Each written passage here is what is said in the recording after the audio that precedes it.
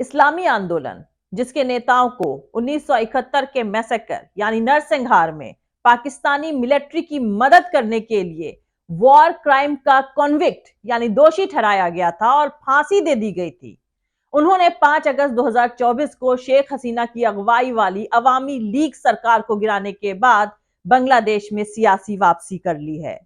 दोस्तों, इस महीने की शुरुआत में शेख हसीना सरकार को उखाड़ फेंकने वाले नारों की सुनामी के बीच एक खास ये नारे, हमने अपने हक मांगे लेकिन हम रजाकार बन गए, इस सरकार से भरपूर नारों के तहत बांग्लादेश के आजाद वजूद के सियासी इतिहास की समरी के तौर पर इसे देखा जा सकता है।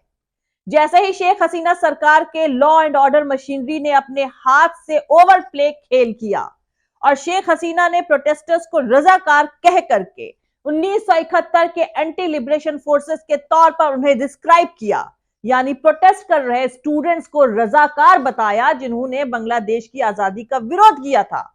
उसी वक्त यह पता चल गया था कि शेख हसीना अपनी भरपूर कोशिशों के बावजूद उन so called anti liberation forces को रोकने में फेल हो चुकी हैं, जिनका रिप्रेजेंटेशन जमात इस्लामी बांग्लादेश के तरफ से सबसे असरदार ढंग से किया गया था। खैर, कुल मिलाकर अहम बात यह है कि इस आंदोलन को कुछ लोग पर्दे के पीछे से चला रहे थे। जानकारों की माने तो इसमें ऑपोजिशन के अलावा शेख हसीना कैबिनेट और आर्मी के कुछ लोग भी शामिल थे और ये ना तो स्पॉन्टेनियस आंदोलन था और ना ही शेख हसीना सरकार का जाना कोई अचानक हुआ सियासी तमाशा था। बांग्लादेश में हुए सियासी तमाशे के तमाम पर्दों के पीछे की कहानी, जिसमें CIA और ISI के किरदार को इस तख्ता पलट से जोड़ा गया है, आप लोगों ने भी पढ़ी ही होगी। कोई भी रिपोर्ट या अफवाह कि अमेरिका इन घटनाओं में शामिल था पूरी तरह से गलत है। यह बांग्लादेशी लोगों के लिए और उनके लोगों के तरफ से एक ऑल्टरनेटिव है। हमारा मानना है कि बांग्लादेशी लोगों को बांग्लादेशी सरकार का फ्यूचर तय करना चाहिए। यह बात मैं नहीं कह रही हूं, बल्कि यह व्हाइट हाउस का बयान है जो कि मैंने अभी अभी पढ़ा है। खैर, अब पर्दे के पीछे चल रहे सियासी तमाशे को भी थोड़ा समझ लें। दोस्तों, बांग्लादेश में स्टूडेंट्स आंदोलन के दौरान वहां की आर्मी की इंटेलिजेंस विंग DGFI स्टूडेंट्स और ऑपोजिशन के नेताओं के अलावा शेख हसीना के करीबियों की कॉल रिकॉर्ड कर रही थी। इसमें कानून मंत्री अनीशुल हक, कानून महकमों के सेक्रेटरी गुलाम सरवर और प्रधानमंत्री के प्रिंसिपल सेक्रेटरी तफज्जुल हुसैन समेत आधी कैबिनेट शामिल थी। यहां सबसे अहम सवाल यह है कि ये कॉल सर्विलेंस किसके कहने पर हो रहा था।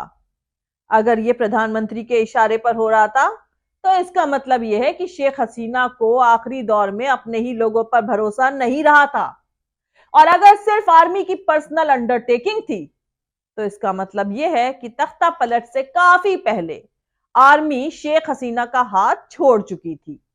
दोस्तों, इस सियासी तमाशे को जरा बारीकी से समझ लें। 19 जुलाई 2024, 4 दिनों के वायलेंस के बाद आधी रात को सरकार और स्टूडेंट्स के बीच समझौते की बातचीत शुरू होती है। इसके बाद स्टूडेंट्स 48 घंटे यानी 48 घंटों के लिए अपना आंदोलन रोक देते हैं। 22 जुलाई 2024, बांग्लादेश सुप्रीम कोर्ट का रिजर्वेशन पर फैसला आता है। इसमें रिजर्वेशन को 56% यानी 56% से घटाकर 7% कर दिया जाता है। स्टूडेंट आंदोलन में हुए वायलेंस की जांच की मांग छात्र कर रहे थे, लेकिन सुप्रीम कोर्ट के फैसले के बाद स्टूडेंट आंदोलन अपने नेचुरल एंड की तरफ बढ़ रहा था। इसी बीच 26 और 27 जुलाई को 6 स्टूडेंट लीडर्स की गिरफ्तारी होती है और 28 जुलाई को बिगड़े हालातों के बीच मोबाइल इंटरनेट पर लगी पाबंदी हट जाती है। ये 2 ऐसी वारदातें थीं जिन्होंने ठंडा पड़ते स्टूडेंट आंदोलन को फिर से भड़का दिया। रिपोर्ट के मुताबिक आर्मी की इंटेलिजेंस विंग DGFI के तरफ से करी जा रही कॉल सर्वेलेंस की ट्रांसक्रिप्ट से 2 चीजें समझ में आती हैं। पहली, शेख हसीना के कुछ मंत्री डेलिब्रेटली ऐसे फैसले ले रहे थे जो कि सरकार के खिलाफ जा रहे थे। दूसरी, ऑपोजिशन 27 जुलाई तक तख्ता पलट की पूरी प्लानिंग बना चुका था। मतलब यह बात साफ हो चुकी थी कि इस आंदोलन को कुछ लोग पर्दे के पीछे से चला रहे थे। अब आते हैं CIA और ISI पर, लेकिन उससे पहले ढाका में कत्लेआम के इतिहास पर भी नजर डाल लें। 15 अगस्त 1975 उस दिन तड़के सुबह बांग्लादेश सेना के अफसरों के एक बड़े गिरोह ने राष्ट्रपति और बांग्लादेश के फाउंडर बंगबंधु शेख मुजीबुर रहमान के धान मंडी इलाके में मौजूद उनके घर पर हमला कर दिया था। उस हमले में शेख मुजीब, उनकी बीवी, उनके 3 बच्चे और 2 बहुओं की हत्या कर दी गई थी। कुछ रिश्तेदारों, सिक्योरिटी ऑफिसर्स, फौज के एक ऑफिसर को भी मार डाला गया था। वहीं शेख मुजीब के भतीजे फजलुल हक के घर पर भी हमला करके उन्हें और उनकी प्रेग्नेंट वाइफ को मार दिया गया था। सैनिकों की एक टुकड़ी ने अब्दुल रब सरनियाबाद के घर पर धावा बोलकर उन्हें, उनके भतीजे, बेटे, बेटी और पोते तक को मार दिया। उनके 3 घरेलू हेल्पर्स भी इसमें मारे गए थे। तोपों की गोलाबारी में एक दूसरे इलाके में 14 लोग मारे गए थे। इन हमलों में तकरीबन 4 दर्जन लोग जख्मी हो गए थे। ढाका कत्लेआम के 2.5 महीनों बाद 3 नवंबर को जेल में बंद farmer vice president Nazrul Islam, 2 farmer प्रधानमंत्रियों ताजुद्दीन अहमद और मंसूर अली और फॉर्मर होम मिनिस्टर कमरुज्जमा को मार डाला गया। इस जनसंहार के साथ शेख मुजीब के कुल 3 सालों की हुकूमत और 7 महीने के एक पार्टी सिस्टम का एंड हो गया। साथ ही फौजी तानाशाही के लंबे दौर की शुरुआत हो गई। अब मौजूदा तख्ता पलट पर लौटते हुए CIA और ISI के किरदार पर नजर डालते हैं। तो दोस्तों, बांग्लादेश में जो हुआ वो पहली नजर में बहुत स्पॉन्टेनियस दिखाई दे सकता है। महंगाई, बेरोजगारी, स्टूडेंट्स का आंदोलन, अथॉरिटेरियन रिजीम और तख्ता पलट। लेकिन असल सियासी तमाशा कुछ और ही है। इस पूरी कहानी का कुछ जानकारों के मुताबिक एक पहलू है सेंट मार्टिन आइलैंड, कॉक्सस बाजार, अमेरिका, चीन और ISI। ये कहानी भी आप सुन ही चुके होंगे। खैर, अब सियासी तमाशे को थोड़ा सिलसिलेवार तरीके से समझते हैं। मार्च 2023 में कॉक्सस बाजार में चीन के 2 प्रोजेक्ट चल रहे थे। पहला शेख हसीना नेवल बेस पर पनडुब्बी स्टेशन और दूसरा एयर स्ट्रिप एक्सटेंशन। दोनों प्रोजेक्ट्स में रेस्पेक्टिवली $1.2 बिलियन और $184 मिलियन शामिल हैं। ये दोनों प्रोजेक्ट्स स्ट्रैटेजिक तौर से बेहद अहम हैं। इसने भारत और अमेरिका दोनों के कान खड़े कर दिए थे। कहा जाता है कि बांग्लादेश में अमेरिका की तरफ से तख्ता पलट की प्लानिंग यहीं से बननी शुरू हुई थी। अक्टूबर 2023 में भारतीय इंटेलिजेंस एजेंसियों ने खास बात नोटिस करी कि चुनाव से ठीक पहले शेख हसीना और भारत के खिलाफ एक डिसइंफॉर्मेशन कैंपेन शुरू हुआ। शेख हसीना को भारत का एजेंट कहा जा रहा था, जिन्होंने अपनी कुर्सी बचाने के लिए मुल्क को भारत के हाथों बेच दिया है। इंडियन इंपीरियलिज्म जैसे टर्म इस्तेमाल हो रहे थे। शुरुआत में इसे मैक्सिकन सिंड्रोम की तरह लिया गया, मतलब एक बहुत बड़े पड़ोसी के खिलाफ एक छोटे देश की फीलिंग्स ऑफ इनसिक्योरिटी। भारतीय इंटेलिजेंस एजेंसियों का अंदाजा था कि यह डिसइंफॉर्मेशन कैंपेन चुनाव के बाद ठंडा पड़ जाएगा, लेकिन ऐसा हुआ नहीं। इसी बीच अमेरिका चुनाव से ठीक पहले शेख हसीना पर दबाव बना रहा था। उसे सेंट मार्टिन आइलैंड चाहिए था और कॉक्सस बाजार में एक बेस। मई 2023 में डोनाल्ड लू और बांग्लादेश में US के राजदूत पीटर हॉस एक लंच मीटिंग के लिए अमेरिका में बांग्लादेशी राजदूत से मिले थे। इस मीटिंग के दौरान उन्होंने बांग्लादेशी राजदूत को वार्न किया कि अगर बांग्लादेश में फ्री और फेयर इलेक्शंस नहीं होते हैं तो इसके लिए जिम्मेदार लोगों के अमेरिकन वीजे पर पाबंदी लगाए जाने की तैयारी करी जा रही है। बांग्लादेशी प्रधानमंत्री शेख हसीना ने अपने चुनावी कैंपेन में उन पर पड़ रहे अमेरिकी दबाव के बारे में इशारा भी किया था। खुफिया रिपोर्ट्स के मुताबिक बांग्लादेश की मेन ऑपोजिशन पार्टी BNP के नेता अमेरिकी खुफिया एजेंसी CIA के कांटेक्ट में थे, लेकिन शेख हसीना बांग्लादेश में चुनाव कराने और उसे जीतने में कामयाब रही। कुछ जानकारों की माने तो इसके बाद अमेरिका ने उनके तख्ता पलट पर तेजी से काम करना शुरू कर दिया। 6 मार्च 2024 बांग्लादेश में अमेरिकी राजदूत पीटर हॉस नई सरकार बनने के बाद थाईलैंड में छुट्टी मनाने जाते हैं। इसके बाद उन्हें सिंगापुर होते हुए वॉशिंगटन जाना था। यहां उन्होंने बांग्लादेश के हालातों पर 120 पेजेस की एक कॉन्फिडेंशियल रिपोर्ट स्टेट डिपार्टमेंट को सौंपी। बांग्लादेशी इंटेलिजेंस के सोर्सेस के मुताबिक ठीक इसी वक्त थाईलैंड से म्यांमार के रास्ते हथियारों का एक शिपमेंट चटगांव हिल्स पहुंचता है, कुकी चिन नेशनल फ्रंट के एक वेयर हाउस में। कुकी चिन नेशनल फ्रंट यानी KNF जहां पर एक्टिव है, वो लोकेशन बहुत दिलचस्प है। उसका एक सिरा मिजोरम में लगता है, दूसरा त्रिपुरा में और तीसरा म्यांमार में। कहा जाता है कि KNF का एस्टैब्लिशमेंट किया था ढाका यूनिवर्सिटी के एक स्टूडेंट नाथन बोम ने 2008 के साल में। यह ऑर्गेनाइजेशन पहली बार चर्चा में आया था 2022 में। बांग्लादेशी सिक्योरिटी एजेंसियों को पता चला कि KNF चिटगांव हिल्स में हरकतुल अंसार के लोगों को पैसे के बदले ट्रेनिंग दे रहा है। इस मामले में जमात इस्लामी और उसके ऑर्गेनाइजेशन छात्र शिविर के मेंबर पकड़े भी गए थे।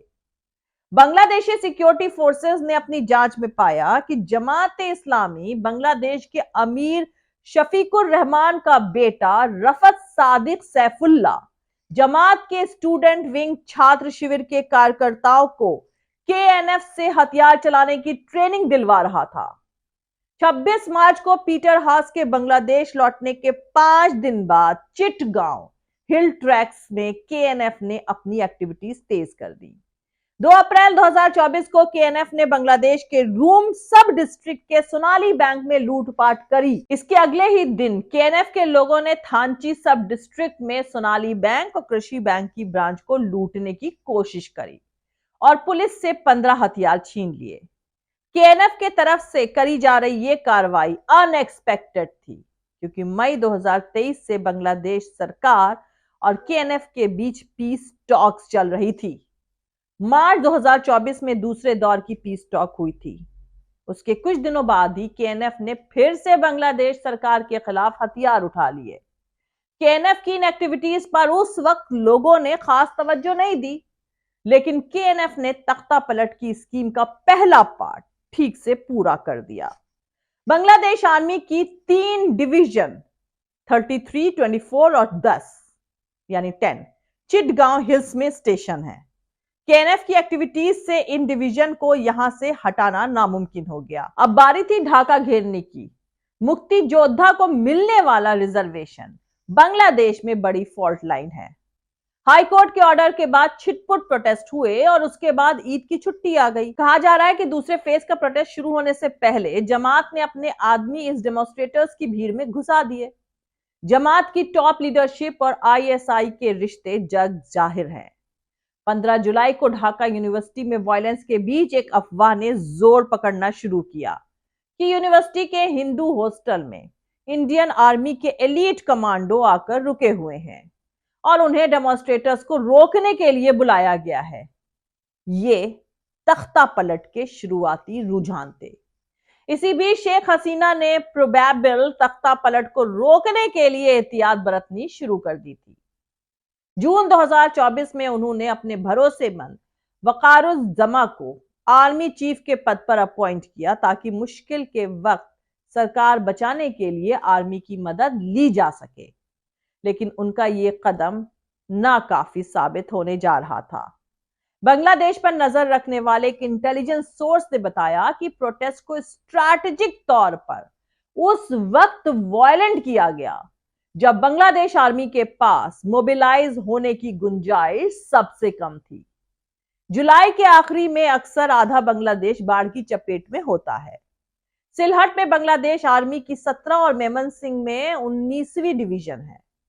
इसके अलावा बारीसाल में आर्मी की 7वीं डिवीजन है।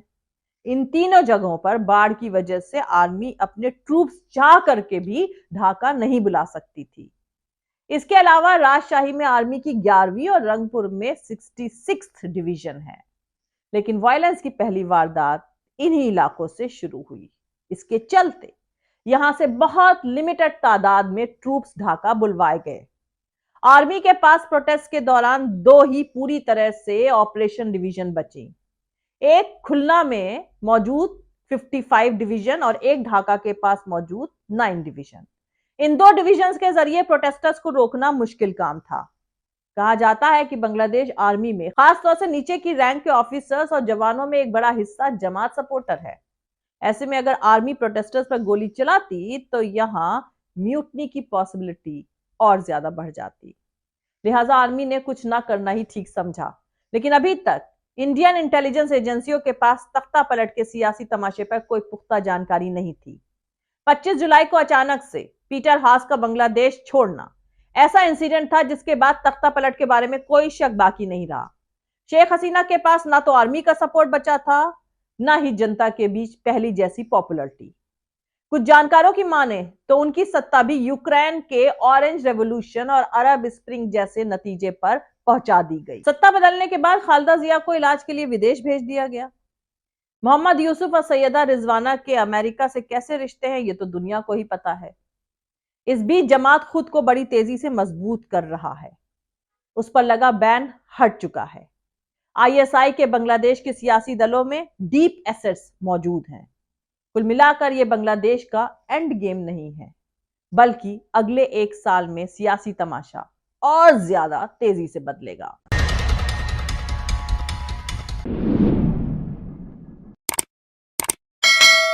मिलते हैं अगले वीडियो में किसी दूसरे नए सियासी तमाशे के साथ। जय हिंद, सत्यमेव जयते, अल्लाह हाफिज। दोस्तों, हमारा पूरा वीडियो और दूसरे और वीडियोस देखने के लिए हमारा YouTube channel political Tamasha with doctor Arshi को सब्सक्राइब करके वहां पे लगी बेल आइकॉन को जरूर दबा दें ताकि आपको हमारे आने वाले हर वीडियो की अपडेट्स एकदम टाइम पर मिलती रहे। और दोस्तों, अगर आपको हमारे वीडियोस इन्फॉर्मेटिव लगते हैं, अगर आपको हमारा काम पसंद आता है, तो फिर आप अपने इस चैनल को सपोर्ट कर सकते हैं इसके पेट्रॉन बन करके या फिर इसकी मेंबरशिप लेकर के या फिर दोनों ही तरीके से। और दोनों का ही लिंक मैंने अलग अलग इसी वीडियो के डिस्क्रिप्शन में डाल दिया है। और आप हमें फॉलो भी कर सकते हैं हमारे ट्विटर यानी एक्स पर, हमारे फेसबुक पेज पर और हमारे इंस्टाग्राम पर। मेरा ट्विटर यानी एक्स हैंडल है @अर्शी अजीज खान।